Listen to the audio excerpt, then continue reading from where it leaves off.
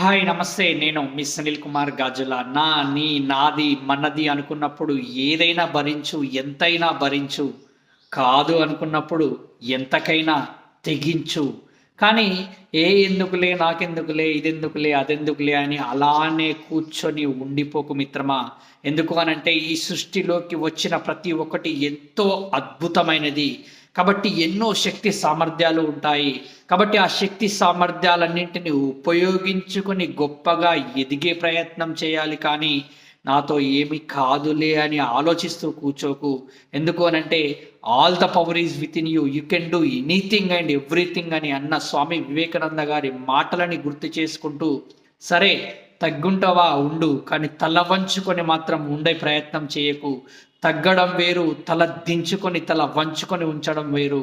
కాబట్టి నిన్ను తల దించుకొని ఉండాలి అనుకున్న వాళ్ళందరూ తలెత్తుకొని చూసేలాగా ఎదుగు మిత్రమా.